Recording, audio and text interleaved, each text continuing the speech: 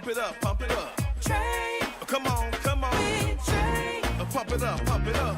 It's the day with Trae. This is the day to gain inspiration, to make a positive change in the nation. We're inviting you to partake in conversation, to raise your vibration. It's the day that we will all celebrate all of our peeps that make this thing elevate. Watch the negative fade away, cause it's the day with Trae.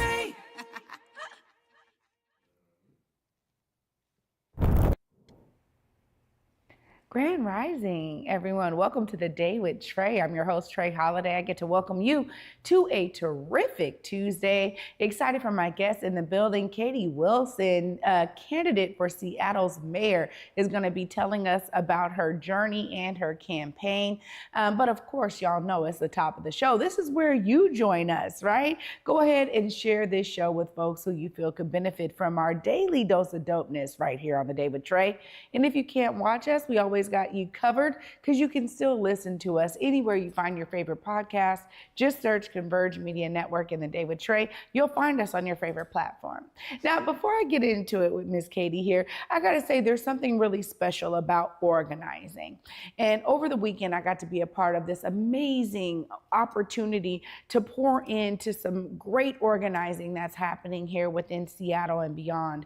And it's beautiful because there's so many amazing organizers, organizations, and institutions who have been really pushing for the needs of the people in so many great ways.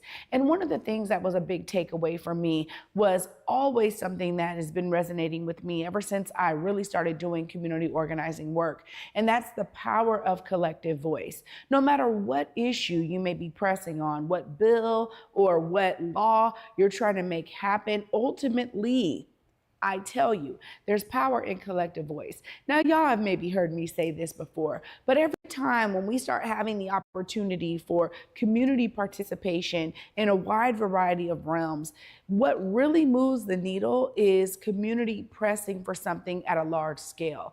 And that's what's beautiful about civic engagement. They don't always teach you these things in school. So oftentimes you're learning them either on the fly or when you're impacted by something that really sparks you to do something about it, right? We know a lot of parents who became advocates for juvenile justice if their child ended up in the type of, criminal justice system as a young person. They began to experience something that said, wait a minute, this is either unfair, this needs to change, this needs to shift in some type of way. So that's one example, but there are tons of examples of the things that get us to be connected, actually, and intentional about our connection to these multiple different things that are going on at the same time during any legislative session and outside of legislative session.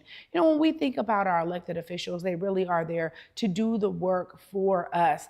But if you're not making your voice heard, then it's the loudest voice in the room who often is getting that attention. So I am telling you right now, if there are issues that you are passionate about, stay engaged in ways that allow your voice to be heard and build that collective power with other voices who share your sentiment so that y'all can truly make an impact for our elected officials and keeping them on their toes to do the work they said they would do for us. I'm just telling you that now because it was beautiful to see so many amazing organizers who've been doing this work for decades right here in the Pacific Northwest, truly making an impact for their communities because they understand the power of that collective voice. So I encourage you to tap into it in the ways that you see fit and for the issues that really resonate with you.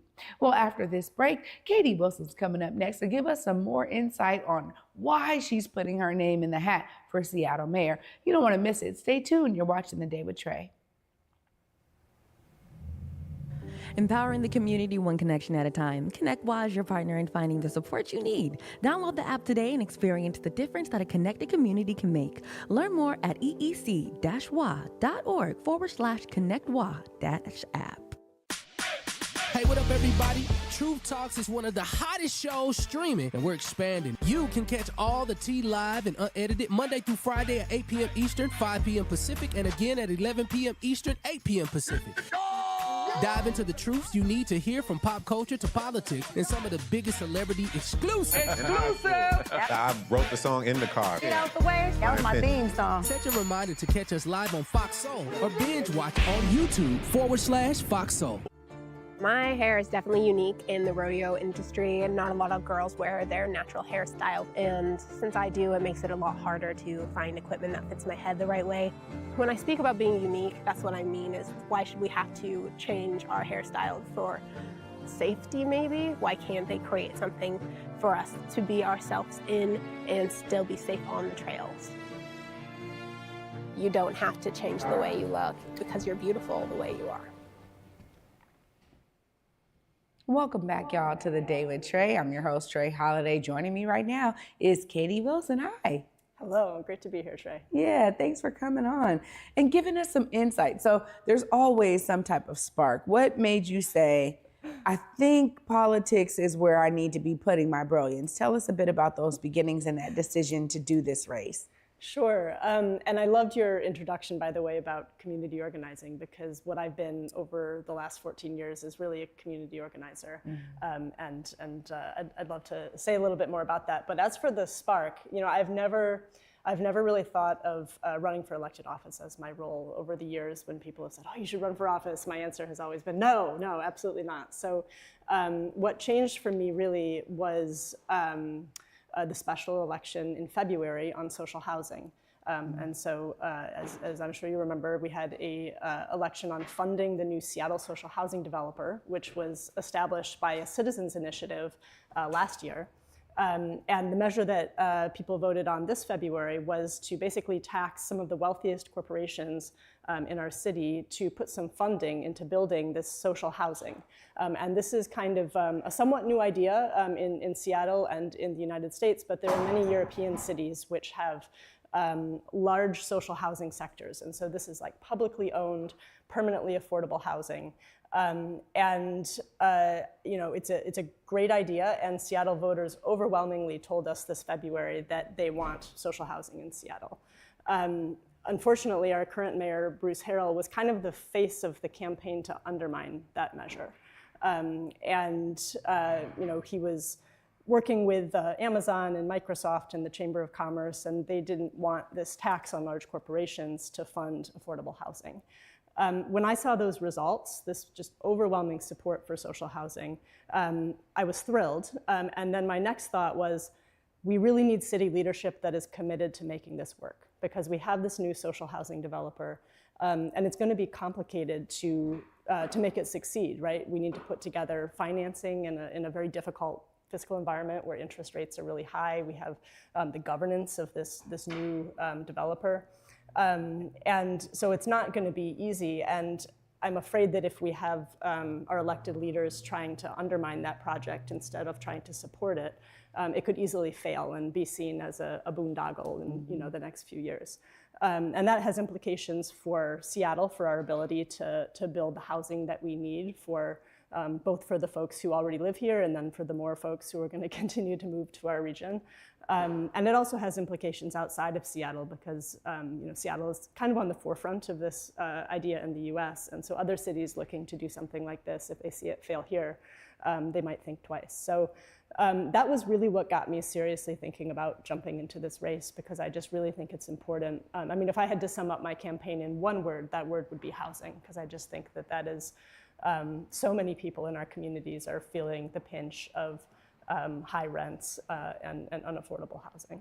Yeah, you know, it's been such a growing issue here, especially with the tech boom and just so many jobs coming to this area specifically, and that bringing so many more families. And then trying to figure out, like, how does everyone fit here? Where else can we build? And we've seen a lot of loss of single family homes that have made way for larger apartment complexes, condos, things of that nature. And so it's definitely been a hot button issue. And now you were saying community organizing is your background and what really led you to be even connected to this issue. Tell us a bit more about that background.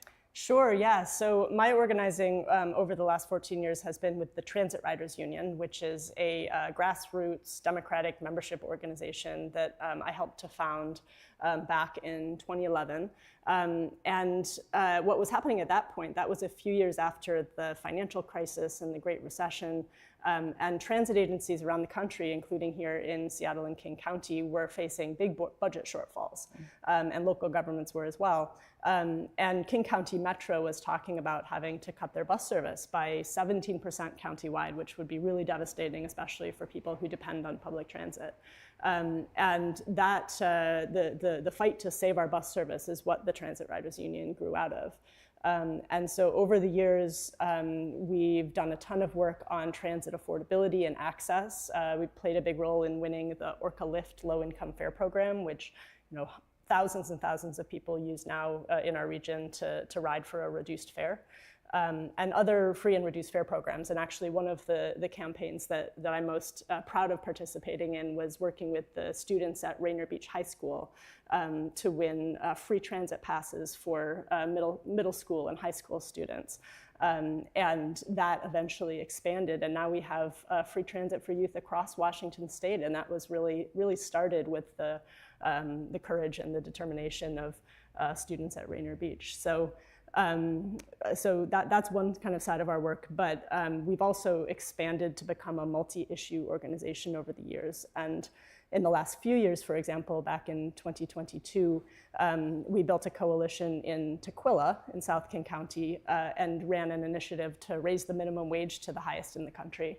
Tukwila is this incredibly diverse city, lots and lots of immigrant communities, and we just built this amazing coalition of folks and gathered signatures and put a measure on the ballot and won with 83% of the vote. So it was just this incredible affirmation of people need to earn a living wage. And Tukwila it's a small city, but there's South Center Mall and there's lots of retail, food service around there, and so many low-wage workers who are benefiting from that now. And then that spread, so then we supported a campaign in Renton the following year to raise the minimum wage, and then unincorporated King County and Burien have all followed as well. And we've also done a lot of work on affordable housing and renter protections, so winning stronger protections for renters in Seattle and 7 other cities around King County, coming out of the pandemic when rents really just began climbing incredibly quickly. And then another issue that we've done a ton of work on over the years is progressive revenue. Back in 2020, in the depths of the COVID pandemic, we played a big role in winning the Jumpstart payroll expense tax, which is this very progressive tax on corporations that we have now in Seattle. That's really the reason why we didn't have devastating cuts to public services, both during the pandemic and in the last budget cycle. And that money was originally supposed to go to affordable housing and equitable development, community-driven development projects and Green New Deal projects. And some of that is still happening, although unfortunately in the last budget cycle, a lot of that money was basically put into the general fund to fill a shortfall, partly because I'm supposed to be criticizing the current administration since I'm running against Harold, partly because Harold's administration has been very unwilling to look at new progressive taxes. So that's some of the work that we've done over the years. And I think what's important really to emphasize is that all of this is coalition work, right? And that's been my role, has been to really bring together many organizations, individuals, and coordinate these large coalitions to win these victories, which really put money back into the pockets of working families in our region. Yeah, this coalition style work, it just is so vital. And it's interesting because oftentimes, people benefit from coalition style work even when they're not contributing to it. And that's why, I wanted to start today by talking about the opportunities to get engaged and get involved with the issues that matter to you, because oftentimes there's a faction kind of happening of organizing that is really making sure that issues at the forefront of our elected officials' minds. Tell us a bit about how you plan to stay connected to those voices of community members, telling you, if you were to become Seattle mayor, what they need outside of housing. Yeah, and I think this is so important because, as I mentioned, I've always thought of my role as being on the outside, right? Like, we're trying to build up the power of ordinary people to, push our elected leaders to get good people elected. And so I've never thought of myself in that elected leader role until just the last few months. And part of what made me decide to do it is I was thinking through how actually holding an elected office like that, you could really do so much to encourage and help to grow organizing on the outside. And I think just what you did at the beginning of this show is part of it, right? Just like having that position where you're able to speak and people listen and saying, like, this is what it's about. This is not, the City Hall is not some remote place on the hill where decisions are made. Like, this is you, right?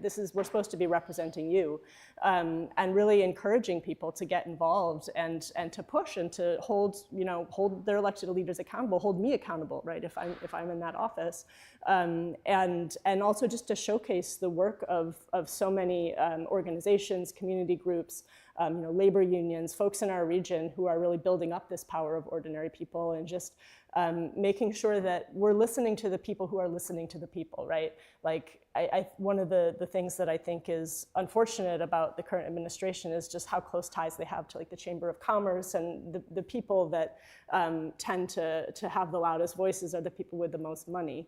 And so I really think that we need elected leaders who are going to listen to the people who are struggling, frankly, right now, with the cost of living and just with, in the case of, the Black community, generations of displacement. And we really need to be listening to the people on the ground who are, experiencing these things day to day. I feel like the relationships that I've built up over the years of community organizing, I want to bring all of that into City Hall. Yeah, when we talk about, being a part of the community, and anything that we are changing to make things more easily accessible, to remove barriers, to, increase understanding and awareness of, resources that are available. That's really all about serving community and, looking at it from a perspective of, this is also me, this also impacts my family, I think is so vital for any elected official.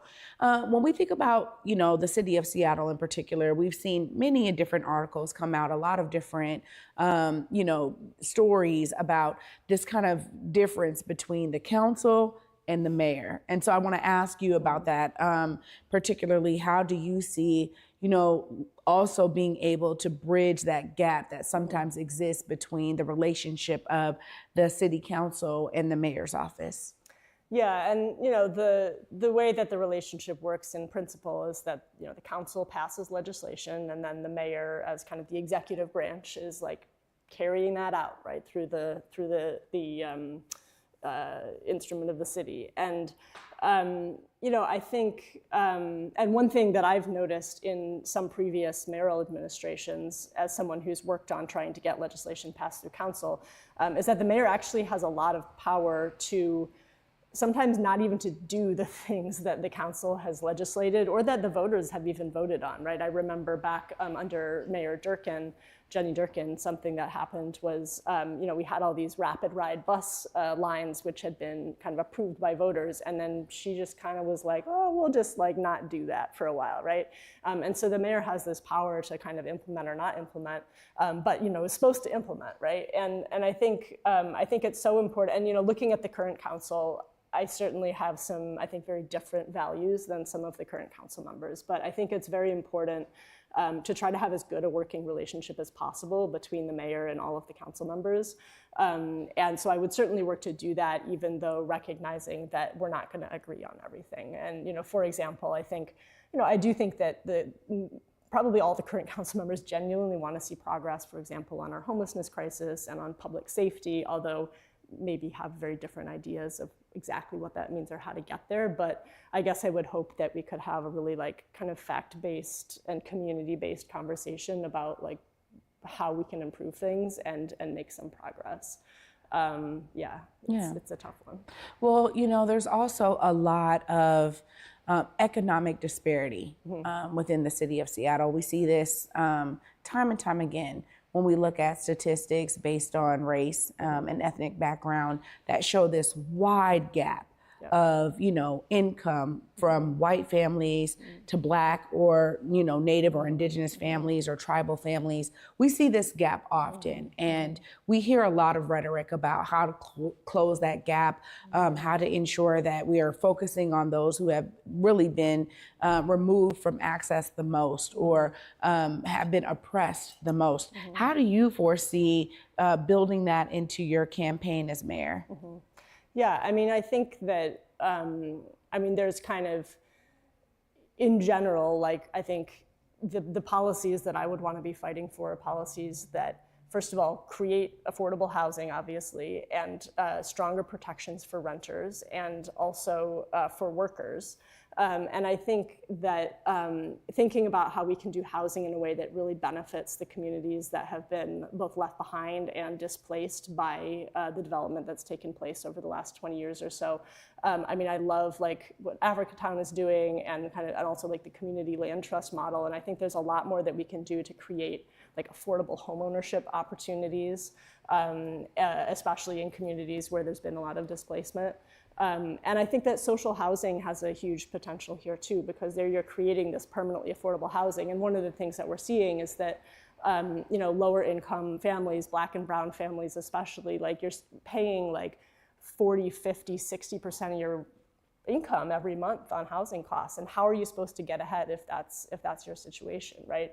And so if we can begin to build out, and I think part of the problem with the way that we do affordable housing now is that often it's like, only for the poorest of the poor, which obviously we need more of that too, right? But the thing about social housing is that it's for a somewhat wider range of incomes, like up to 120% of area median income.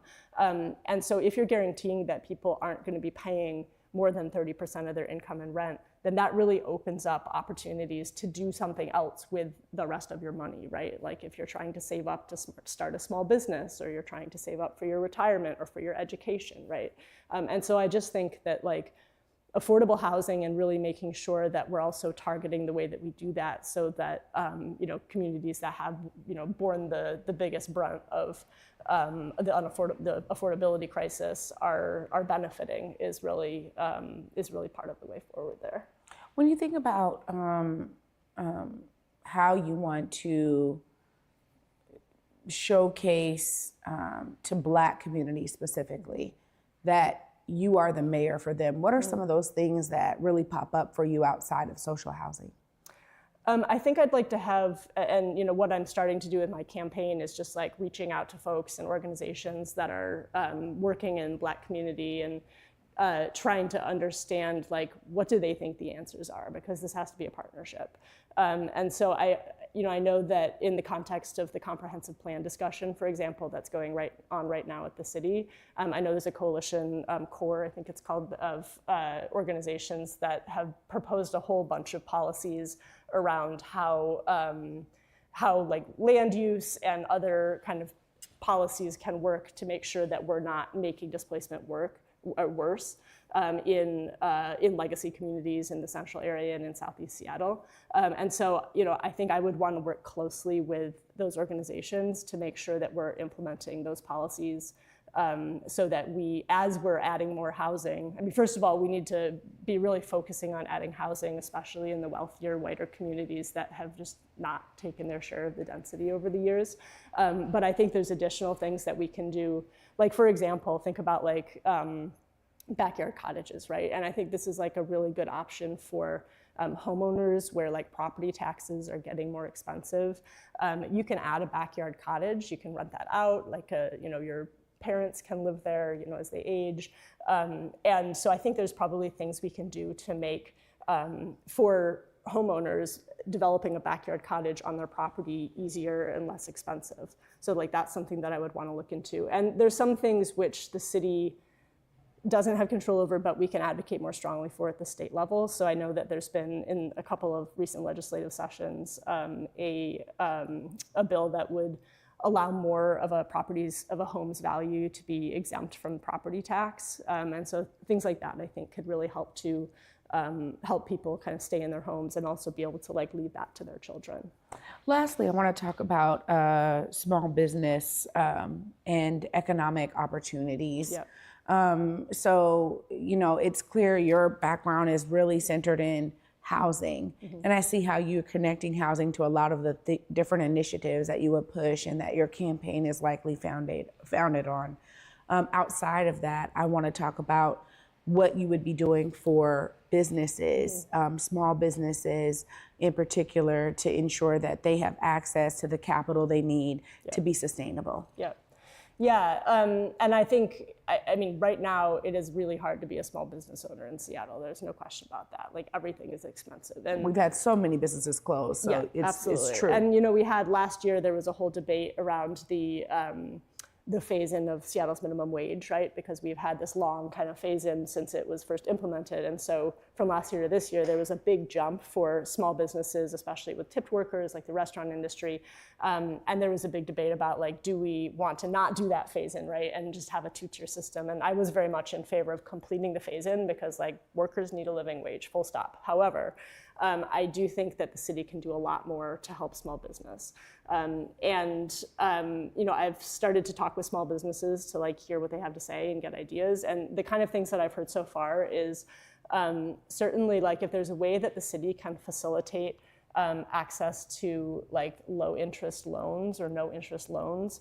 Like if you're starting a restaurant and you need to buy a hood or whatever, and it's like tens of thousands of dollars, right? And so I really want to look into whether there's a way to do that. There's some like legal issues with like gift of public funds and all this kind of complicated stuff, but I feel like there's got to be a way, and it might be like the city partnering with like community lending institutions or something like that, and something so that as a small business owner, you have access to capital, because right now that it's hard, you go to a bank and they don't want to like give you a loan or whatever. And maybe there's something that the city can also help with. I know the insurance costs are really high right now. Another thing I would really like to do is explore ways to regulate commercial leases and some kind of like commercial rent control. I wish there were better examples of this, but I know that like rent is just a big problem for small businesses as well. So I would love to look at that. An idea I heard recently, which I think is really interesting, is, and this would work in kind of dense areas, like this is something that could work maybe in Capitol Hill, it's kind of like maybe around transit centers. If the city actually did a master lease of a bunch of kind of ground floor small business space in one area, and then the city would be the one leasing that out to individual businesses and, you know, childcare and et cetera.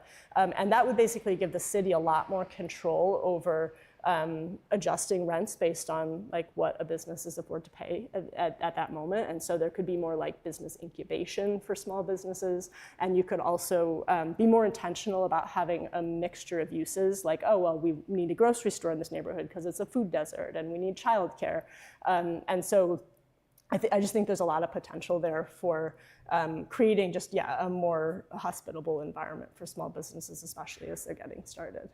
Well, Katie, thanks so much for coming on and shedding some light on these issues that you are taking full head on during this campaign for Seattle Mayor. Of course, if folks are trying to learn more or follow your campaign or support, please look right there and let them know how they stay connected. Yes, so we have a campaign website, which is Wilson for Seattle. It's FOR Seattle.com. And you can go on there and sign up for email updates, sign up to volunteer, give me your democracy vouchers. And my email is Katie, Katie, @wilsonforseattle.com. And I would be very happy to hear from people. Thanks again, Katie, for coming on. Thank you. Absolutely. Wow, y'all, we get to wrap this all up right after this short break. Stay tuned. You're watching The Day with Trae.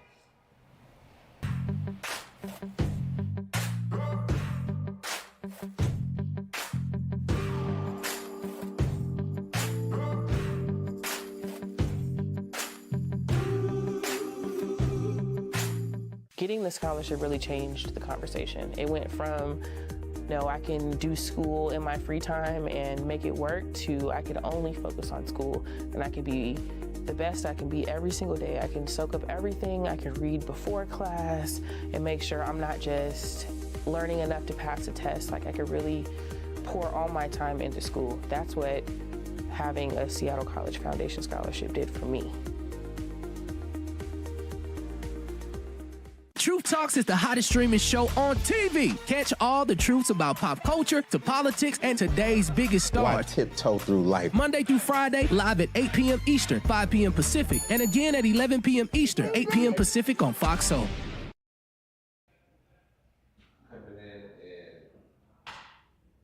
5, 4, 3.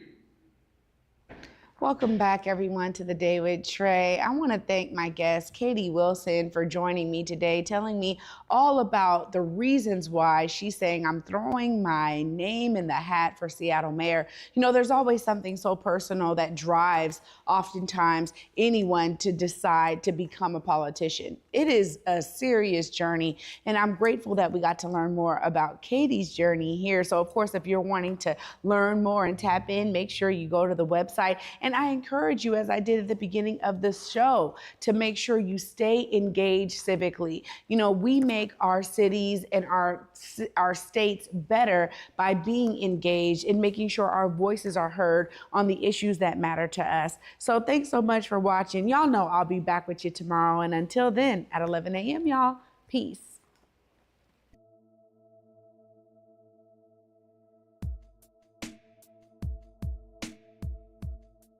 Converge Media produces culturally relevant content for Black and urban audiences.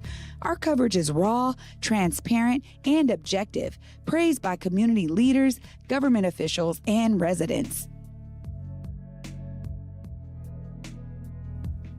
Support Converge Media today via Venmo, Cash App, or PayPal at Converge Media.